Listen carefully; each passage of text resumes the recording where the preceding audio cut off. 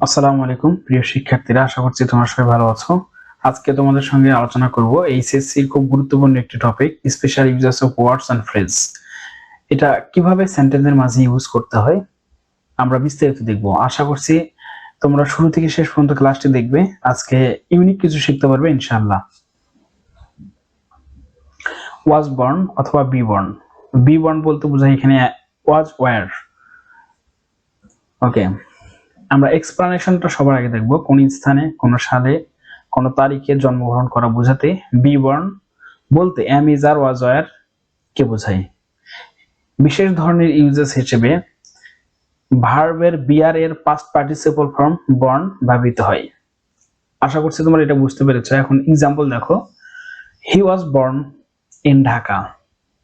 এই জায়গায় পরীক্ষায় তোমাদের কিভাবে প্রশ্ন আসবে?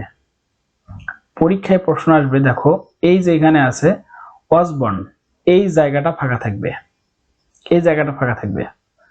আবার আই ওয়াজ বর্ন ইন 1998, এই জায়গাটা ফাঁকা থাকবে, এই জায়গাটা ফাঁকা থাকবে। তোমরা সেন্টেন্স দেখলে সাধারণত বুঝতে পারবে যে এখানে কোথায় ওয়াজ বর্ন হবে, কখনে বি বর্ন, অর্থাৎ ওয়াজ বর্নই হচ্ছে বি বর্ন। এখানে খেয়াল করো, the girl was born of an educated family. এখানে এডুকেটেড উচ্চারণটা হবে এডুকেটেড।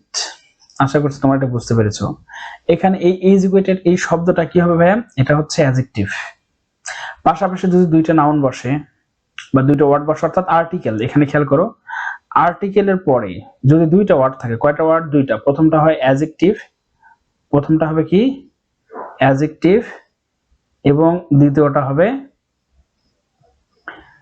হবে নাউন। আশা করছি তোমরা এটা বুঝতে পারছো। তাহলে এটা কি?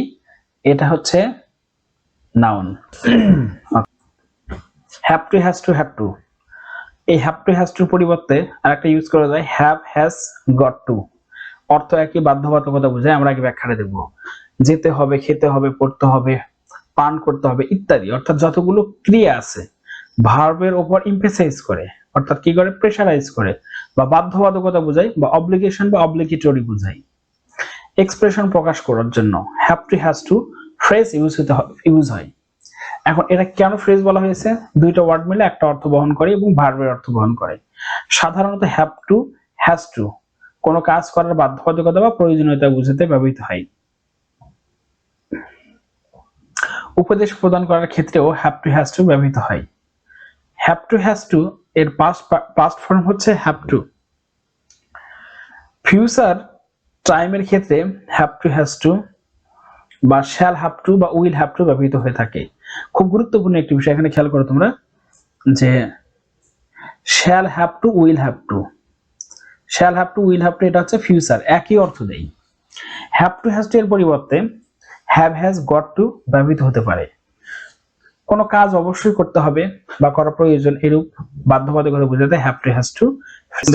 খেয়াল করো, we have to revenge our mothers. এখানে কি বোঝাচ্ছে? অব্লিগেশন, বাধ্যবাধকতা। আমাদের, অর্থাৎ আমাদের মাকে রক্ষা করতেই হবে, মানে এটাকে একটা বাধ্যবাধকতা।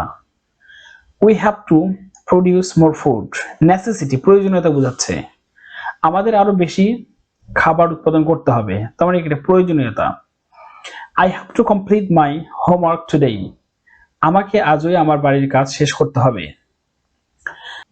এখানে আছে শি হ্যাজ টু। আবার খেয়াল করো, she has to walk up early for school, তাকে স্কুলের জন্য সকালে উঠতে হবে। He had to cancel his trip due to bad weather, খারাপ আবহাওয়ার কারণে তাকে তার ভ্রমণ বাতিল করতে হয়েছিল। এখানে খেয়াল করো, এখানে কেন হয়েছিল হলো কারণ এই যে হ্যাড টু, এখানে পাস্ট ফর্ম আছে, আর এখানে হ্যাডটা সাধারণত ইউজ হয় যখন শুধু হ্যাভ ইউজ হবে, মাথায় রাখবে এটা প্রেজেন্ট ইনডিফিনিট টেন্স, আর হ্যাড টু ইউজ হলে এটা হচ্ছে পাস্ট ইনডিফিনিট টেন্স। আমরা যে এইচএসসির পড়াগুলো পড়ি, গ্রামার আছে, এই গ্রামার গুলো থেকেই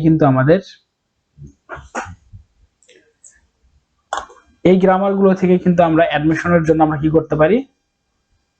পড়তে পারি, এবং আমাদের স্পোকেনটাও ক্লিয়ার হয় যদি আমরা এইভাবে শিখতে পারি। আমাদের অনেক উদাহরণ জানতে হবে। এখন আমরা দেখবো হ্যাভ টু অথবা হ্যাজ টু।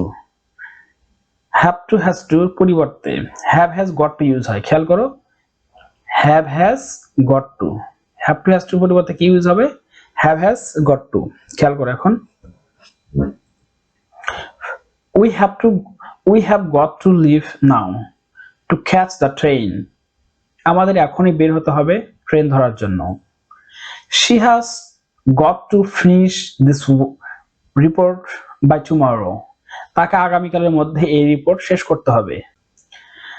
সবাইকে অনেক অনেক ধন্যবাদ। আশা করছি আজকের ক্লাসটি তোমরা এনজয় করতে পেরেছো। ইনশাআল্লাহ পরবর্তীতে আবারও দেখা হবে। আমি আশা করছি প্রত্যেকটা ক্লাস থেকে তোমরা নতুন কিছু জানতে পারবে। So continue to study with Daily 1 Hour English.